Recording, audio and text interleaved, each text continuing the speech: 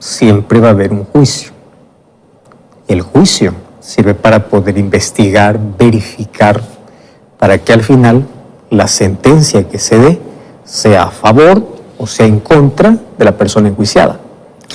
En la Biblia nosotros encontramos diversos juicios de Dios, donde la sentencia se da. Sin embargo, antes de la sentencia siempre hubo advertencia, siempre hubo oportunidad. Dios nunca actuó sin que la persona o la ciudad pudiese conocer aquello que iba a venir. En el caso de Nínive, por ejemplo, Dios levanta a un profeta llamado Jonás y le lleva hasta Nínive para que éste pueda dar un último mensaje de advertencia. Nínive será destruida, es llamada a un juicio. Si es que Dios hubiese actuado sin advertir, ya sería legal y suficiente destruir por el grado de maldad. Sin embargo, Dios siempre da una nueva oportunidad.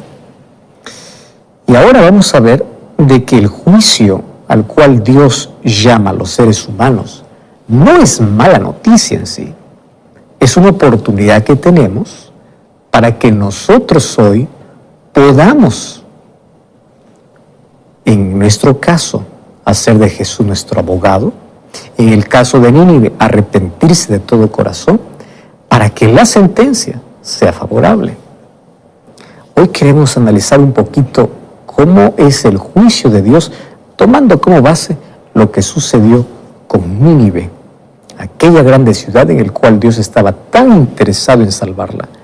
Y hasta el último, hasta el final, intentó de todos los modos y por todos los medios salvarla. Sin embargo, aunque al comienzo se arrepintió, finalmente terminó destruida porque desaprovechó todas las oportunidades que Dios le dio. ¿Qué tiene eso que ver con mi vida? Eso veremos hoy, aquí, en nuestro programa Libertad Sin Límites. Vamos a una brevísima pausa y ya regresamos.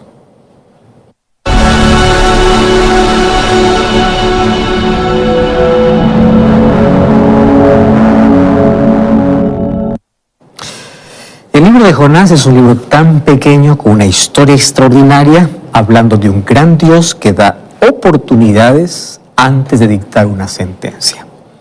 Para ello, Dios personalmente asignó una labor específica y profeta a Jonás.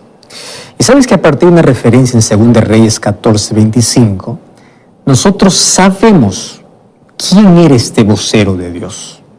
Y más de una vez encontramos que conforme a la palabra de Jehová, el Dios de Israel, el cual había hablado, dice, a su siervo Jonás, hijo de Amitai, profeta que fue de Get-Hefer. Es interesante que ya en Reyes nos da una idea de quién era este Jonás. Y obviamente esta ciudad se encontraba unos kilómetros cerca de Nazaret. Ahora, nosotros ahora descubrimos en el libro de Jonás que Dios estaba totalmente informado de lo que ocurría en una gran ciudad como era Nínive y de la degradación moral que existe en ella. Así como Dios conocía perfectamente quién era Jonás, de dónde venía, quién era, cuál era el ministerio que le dio, también conocía cómo era Nínive. Jonás capítulo 1-2, Dios le dice, levántate y ve a Nínive, aquella grande ciudad, pregona contra ella porque su maldad ha subido delante de mí. O sea, su maldad es extrema. Antes de cualquier sentencia, siempre Dios llama a juicio. Y ese juicio es buena nueva, es oportunidad. Tú sabes que los arqueólogos han excavado y han traducido numerosas inscripciones asirias, porque Nínive era la capital de Asiria. Por ejemplo, nosotros encontramos un documento que proviene del reinado de Asurbanipal II, que más o menos él gobernó entre el año 884 y 859 a.C. Y allí, entre lo que se encontró, existe una descripción sobre este rey. Y dice, yo construí la ciudad. Mira qué interesante. Dice, yo construí la ciudad y su muro de frente, despellejando a todos los jefes que se habían sublevado yo cubrí con piel esos muros. ¡Wow! Algunos de ellos yo encerré dentro de este pilar, a otros los traspasé en el pilar con estacas y a otros los coloqué con estacas alrededor de este pilar. Corté las extremidades de los oficiales reales que se habían rebelado contra mí. Para que tú entiendas el grado de violencia que se practicaba. Y continúa el documento diciendo, yo quemé con fuego a muchos cautivos de entre ellos y a muchos los tomé como rehenes. A muchos de ellos los corté la nariz, los dedos, las manos, a otros los saqué los ojos. Hice un montón entre los vivos, a otros les quité la cabeza, los troncos y los coloqué como árboles alrededor de la ciudad. Quemé con fuego a sus jóvenes, hombres y mujeres. ¿Tú te imaginas esta descripción que fue encontrada sobre lo que se practicaba o se hacía? En este caso por Asurbanipal, que era el gobernante, el rey de ese tiempo. Y el texto continúa hablando de atrocidades, porque allí dice, yo capturé a 20 hombres vivos y los sepulté en la pared de este palacio. Y el resto de sus guerreros dice que lo dejó morir con sed en el desierto. Wow, justamente esas inscripciones antiguas, incluso muchas de ellas colocadas en la pared de granito esculpido, también describen gráficamente allí la crueldad que tenía este imperio asirio, específicamente Nínive. La civilización asiria era conocida ampliamente por el grado de violencia. Ahora, quiero que entiendas que Dios no solamente envió a Jonás, Dios envió incluso a otro profeta para poder reprobar la maldad que había en Nínive. Cuando tú vas para el libro de Nahum, capítulo 1, versículo 1 hasta el versículo 3, allí habla de ese Dios celoso que es vengador, en este caso para poder aplicar la sentencia, porque está lleno de indignación, se venga de sus adversarios. Dice, Jehová es tardo para la ira, grande en poder, pero no tendrá por inocente al culpable. Jehová marcha en la tempestad del torbellino y nubes son el polvo de sus pies. Y si tú continúas leyendo, allí la descripción que habla sobre Nínive, te vas a dar cuenta del grado de violencia que esta ciudad tenía, grado de maldad. Ahora, un aspecto llamativo del ministerio de Jonás y de Nahum, que fue en Nínive, es obviamente el interés de Dios por salvar esta ciudad, aún en el grado de maldad en el que se encontraba. Ahora te pregunto, ¿alguna vez tu corazón se conmovió al ver las grandes ciudades, así como están, llenas de corrupción y llenas de maldad? ¿Cuántas veces después de mirar algunos noticieros acerca de la depravación que existe en la ciudad, cuántas veces has dicho, cómo viniera un juicio, cómo se acabara y se muriera, cómo viniera un desastre para terminar con todo eso? Eso es lo que como humanos decimos, ¿verdad? O cuando viene algún desastre contra una ciudad violenta, ¿qué decimos? Pues esto es lo que se merecen. Pero ¿sabes? Te das cuenta que en la Biblia nosotros encontramos a un Dios que antes de ejecutar un juicio, evalúa y ve hasta dónde ha llegado la maldad. Lo mismo sucedió con Sodoma y Gomorra. Lo mismo sucedió con las ciudades donde él ejecutó un juicio. Él no los ignora, él ve y le da oportunidad hasta el final. Eso es lo que exactamente encontramos aquí en el libro de Jonás. La maldad era extrema, la corrupción era grande, era sanguinaria, pero aún así, antes de destruir, Dios quiere darle una oportunidad más. Tú sabes que la palabra juicio es una palabra que puede preocupar a muchos cristianos. A muchos les perturba que Dios juzgue la maldad y que ejecute un juicio contra la maldad. Para algunos incluso es difícil creer que un Dios de amor pueda ser también un Dios de juicio. Pero quiero decirte que la Biblia revela precisamente eso. La orden de Dios a Jonás a respecto de Nínive no debiera sorprendernos. Esta ciudad llegó al límite. Y obviamente que estaba fundamentada en el estándar divino de rectitud y justicia contra el pecado. El texto dice, ha subido su maldad delante de mí. Y evidentemente esto es un lenguaje de juicio. Dios, que está hablando aquí, se presenta como juez y anuncia que hay una acusación contra Nínive.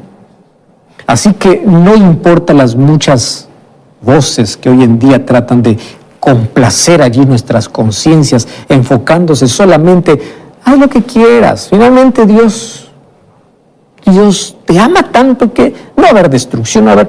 Pero un momento, la Escritura habla de un Dios que ama, de un Dios que da oportunidad, pero de un Dios que un día va a acabar con el pecado, va a acabar con la maldad humana. Así que este es un momento muy serio para Nínive, especialmente. Y aquí en el libro de Jonás vamos a encontrar que la palabra mal y la palabra maldad aparecen 7 veces, como aquel que llegó a la plenitud, al extremo. Y cuando se hace un análisis cuidadoso, cuando en la Biblia se repite más veces una palabra, hay que prestar atención a la elección de ciertas palabras que se repiten. Porque recuerda que los escritores bíblicos no usaban las técnicas actuales para hacer un énfasis. Hoy se usa, por ejemplo, el subrayado para poder decir que es importante. Antes los escritores bíblicos usaban el vocabulario para poder comunicar o enfatizar algo importante. Así que en los 4 capítulos del libro de Jonás, la palabra mal y la palabra maldad se usa varias veces para referirse a la ciudad sangrienta, sanguinaria, corrupta y mala, que era Nínive. Entonces aquí el lector debe entender que la ciudad de Nínive no era una ciudad tranquila, pacífica, al cual Dios quería destruir. No, su violencia había sobrepasado los límites que Dios dijo, yo voy a hacer un juicio. Entonces en la Biblia también aprendemos que Dios aquí no actúa por impulso, por capricho, por favoritismo. No. Él aplica el juicio de manera justa. Con frecuencia nosotros vamos a ver a Israel con su estándar de moralidad, que Él siempre va a proclamar un juicio contra ella para que pueda arrepentirse cuando es necesario. Por ejemplo, cuando vamos al libro de Ezequiel, capítulo 7, versículo 1 hasta el versículo 4, allí dice, vino a mí palabra de Jehová diciendo, así ha dicho Jehová el Señor de Israel, el fin viene a los 4 extremos de la tierra, porque Dios, el Dios de amor, el Dios salvador, también es el Dios juez, el Dios que juzga, el Dios que conoce no solamente a cada individuo, sino el comportamiento de cada ciudad. Entonces, antes de que este fin llegue, Dios envía a Isaías, a Jeremías, para poder advertir. Dios no quiere castigar, Dios no quiere destruir, Dios da oportunidades. Ahora, yo quiero que entiendas aquí un asunto interesante. El mismo estándar que Dios colocó para poder juzgar a su pueblo era el mismo estándar que Dios usaba para poder juzgar a todos los pueblos, no solamente para con Israel. Ahora, Dios tuvo antiguos gobernantes como responsables y fueron juzgados bajo el mismo estándar igual que el pueblo de Israel. Nosotros necesitamos entender que el estándar de moralidad divino, ¿sabes? Está basado ¿en qué? En su ley. Voy a repetir esto. El estándar de moralidad de Dios está basado en su ley, en los 10 mandamientos. Aquel decálogo que mucha gente intenta destruir, decir que no existe, aquella que fue proclamada en el monte Sinaí, para mostrarte que los 10 mandamientos es la base de su justicia y la humanidad será juzgada, según Santiago capítulo 2, versículo 10 en adelante, en base a su ley. Y no creas que su ley es aplicada solamente para aquellos que conocen su ley. Su ley va a ser aplicada para juzgar a todos. Te voy a dar aquí algunos ejemplos, ¿está bien? Porque aquí estamos hablando de juicio y cómo Dios ejecuta su juicio y en base a qué está su juicio. Cuando nosotros vamos a Génesis, capítulo 12, encontramos que Abraham viajó a Egipto debido a una hambruna. Solo que cuando llegó allá, él persuadió a su esposa para que pueda mentir la relación que ellos tenían. El presentimiento de Abraham era que Faraón quiera tomar a su esposa, lo cual finalmente resultó cierto porque ella era muy bonita, muy hermosa. Pero el gobernante egipcio lo hizo así, claro, porque antes incluso indujo a Abraham a su esposa para mentir. Solo que Dios mismo trajo un juicio sobre el faraón. Aquel gobernante egipcio finalmente quedó preocupado porque descubrió que Abraham le había mentido. Y en Génesis 12, del 17 en adelante, dice que Jehová hirió a Faraón y a su casa con plagas por causa de Sara, mujer de Abraham. ¿Qué hizo Faraón? Llamó a Abraham y le dijo, ¿qué es esto lo que tú haces conmigo? ¿Por qué tú me mentiste? ¿Por qué no me dijiste que era tu mujer y me dijiste que era tu hermana? ¿Por qué? ¿No ves que yo tuve ocasión para tomarla ahora como mujer? Ahora le dice, toma a tu mujer y sal, vete. Ahora, fíjate una cosa. ¿Bajo qué estándar fue juzgado este faraón? Bajo el estándar de la ley de Dios. ¿Por qué vino un juicio contra su casa? Plagas. Y Faraón lo sabía. Porque él había tomado la mujer de alguien a quien obviamente tenía que respetar. Y era el marido y era Abraham. ¿Y qué cosa dice la ley de Dios? No cometerás adulterio. ¿Te das cuenta que los juicios de Dios están en base a su ley? Más adelante vamos a encontrar una situación similar, donde Abraham no aprendió la lección y volvió a mentir de nuevo.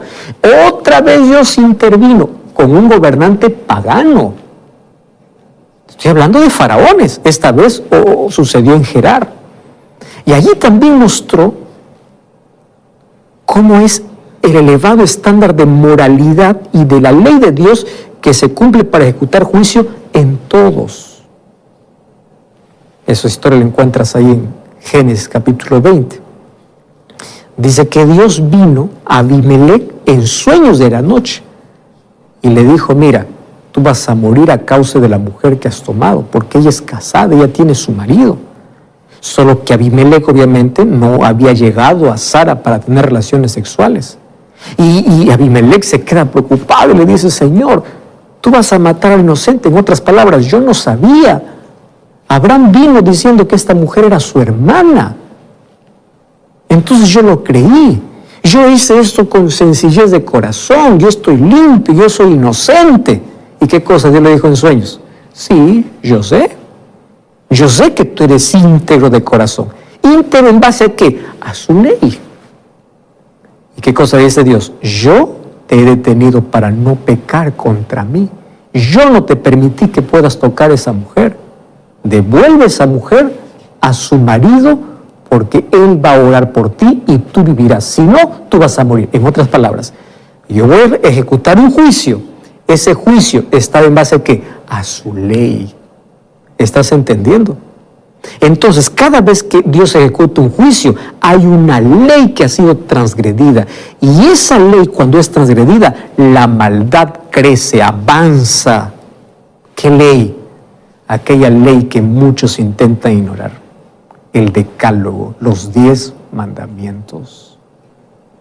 Y sabes que Dios, cuando quiso ejecutar juicios, ya te estoy mostrando 2 evidencias, lo quiso ejecutar con personas que incluso no tenían probablemente el conocimiento completo, pero todos son juzgados por esa misma ley. Dios no destruyó las ciudades de Sodoma y Gomorra simplemente porque Él dijo, quiero destruir esta de mal humor. No. Dios no actúa arbitrariamente, como muchos piensan por allí. Una vez más, la razón es clara. Tú puedes revisar en Génesis capítulo 18. Y allí en el versículo 20, Génesis capítulo 18, versículo 20, cuando Dios habla con Abraham, es interesante. Allí dice, entonces Jehová le dijo, por cuanto el clamor contra Sodoma y Gomorra aumenta cada vez más y más, y el pecado se ha agravado en extremo. ¿Qué pecado? Atentado contra la ley de Dios. Y Dios tiene que ejecutar un juicio. Y sabes que estos dos ángeles van a repetir la misma acusación a Lot. Génesis capítulo 19, versículo 12 y versículo 13. Dice, y dijeron los varones a Lot, ¿tienes aquí algunos más? ¿Tienes aquí al yerno? En fin, sácalo, porque vamos a destruir este lugar, por cuanto el clamor contra ellos ha subido a punto delante de Jehová. Por eso Jehová nos ha enviado para destruirlo, porque su maldad es extrema. ¿Qué cosa transgredieron? Su ley. Te voy a poner otro ejemplo. ¿Tú recuerdas la respuesta de José cuando la esposa de Potifar intentó seducirla para que se acueste con ella? Génesis capítulo 39, versículo 9. Interesante la respuesta que José le da a esta mujer. No hay otro mayor que yo en esta casa, ninguna cosa más reservada sino a ti. Tú eres su mujer. ¿Cómo yo pecaría contra Dios? ¿Por qué José dice, yo pecaría contra Dios? Porque pecar contra Dios, ¿qué cosa significa? Romper su ley. ¿Qué cosa decía su ley? No cometerás adulterio. Entonces, la ley de Dios fue dada en el Sinaí, pero la ley de Dios ya estaba en la mente desde Adán. Ellos conocían perfectamente que pecar, ofender a Dios, dejar que el mal avance, sería rompiendo su ley. ¿Por qué Satanás está tan interesado y ensañado en destruir la ley de Dios? Porque es la manera como el mal avanza y cómo la humanidad será juzgada. ¿Estás entendiendo? Y José lo entiende y dice, no dice, ¿qué va a pensar la gente? No, voy a pecar contra Dios. Te das cuenta que la ley de Dios no fue dada para el judío.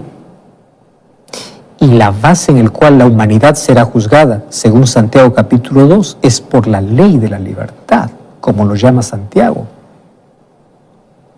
Tú sabes que el libro de Job es conocido como el primer libro del Antiguo Testamento. Y notablemente, Job no pertenecía al pacto que hizo con Abraham, porque es considerado el primer libro. Él vivió incluso antes de la liberación de los israelitas en el Éxodo. Sin embargo, en Job también se muestra un elevado estándar de moralidad. Mira, cuando tú vas a Job capítulo 31, el último capítulo, allí comenta de manera específica el pecado, que es la mentira, versículos 5 y 6, la codicia, versículos 7 y 8, el adulterio, versículos 9 al 12, la idolatría, versículo 24 al 28, el robo, a partir del versículo 38, la atención que se debe dar a los pobres, en fin. O sea, este capítulo habla de la ley de Dios, y recordando que Job es considerado el primer libro. Incluso Job existió antes de que existiera Moisés. ¿Me estás entendiendo? Entonces, a través de toda la Biblia, de Génesis a Apocalipsis, encontramos a un Dios que es amor, pero también es justicia. Y que su justicia está basada ¿en qué? En su ley. Aquel mismo que cobraba por las fallas morales a su pueblo que conocía su pacto, era el mismo estándar que usaba para poder juzgar a todas las naciones. No hay favoritismo. Entonces, no es que solo Jonás y Nahum llamaron a Siria a un juicio. También llamó Isaías. Cuando vas a Isaías capítulo 10, versículos 2 y 13. Ahí dice que después el Señor obrará, dice, incluso con su pueblo y con Jerusalén, llamando a un juicio y los castigará por su soberbia. Cuando vamos a Siria, igualmente, por su soberbia, por su altivez. ¿Y eso qué tiene que ver? Han roto, han quebrado su ley. Ellos mismos se han constituido por propios dioses. Ahora, el profeta Amós, que vivió en el mismo siglo que vivió Jonás, también pronunció fuerte denuncia del pecado contra las naciones que no eran parte del pueblo de Israel. Está hablando de manera general.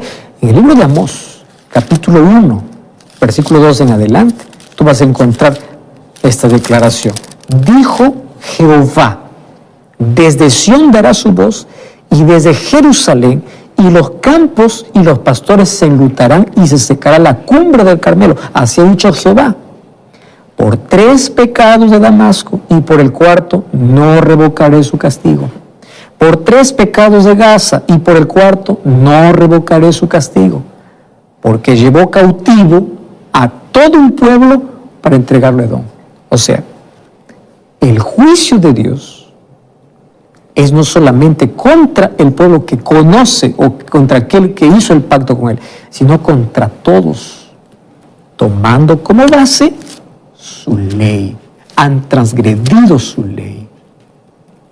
De la misma manera, toda la humanidad hoy será juzgada delante de Dios, tomando como base el código de su ley. Somos salvos por gracia, pero juzgados por obras. Tú sabes que muchos de los pensadores actuales consideran el juicio divino como algo irreconciliable con un Dios de amor. Muchos cristianos incluso consideran el juicio como un concepto anticuado, que después de la muerte de Cristo piensa que nuestro enfoque ahora debiera centrarse exclusivamente, solamente hablar de que Dios te ama y te perdona. Y es verdad, Dios te ama y te perdona, pero ese Dios que te ama y te perdona te dará oportunidades, pero también te dará advertencias, porque si no abandonas tu mal camino y sigues quebrando su ley y tu maldad continúe, un día la sentencia vendrá. En la mente de los escritores bíblicos nosotros encontramos que no existe una dicotomía entre amor y justicia. Ese mismo Dios que es amor es el mismo que proclama justicia. Mas Él llama de manera amorosa. La Biblia nos muestra en 1000 formas que el juicio de Dios no es un instrumento de destrucción, sino de misericordia. El juicio no implica condenación, significa corrección, dirección, advertencia. Por favor, no continúes. Por eso Dios, cuando mira a Nínive, levanta a Jonás y le dice a Jonás, anda y dile a esta ciudad que se arrepienta. Va a venir un juicio. Su maldad ha subido. Por favor, tiene que cambiar. El juicio de Dios va a depender de nuestra actitud para finalmente recibir la sentencia. Va a depender de nuestras acciones, de nuestras elecciones, de nuestras decisiones. Pero el juicio siempre va a ser buena noticia para aquellos que creen y confían en Dios, porque hay oportunidad para el peor pecador si se arrepiente. Dios finalmente va a destruir al pecado, a la maldad, pero también a la rebelión abierta de aquellos que tantas oportunidades tuvieron y nunca la aprovecharon. Dios decide finalmente perdonar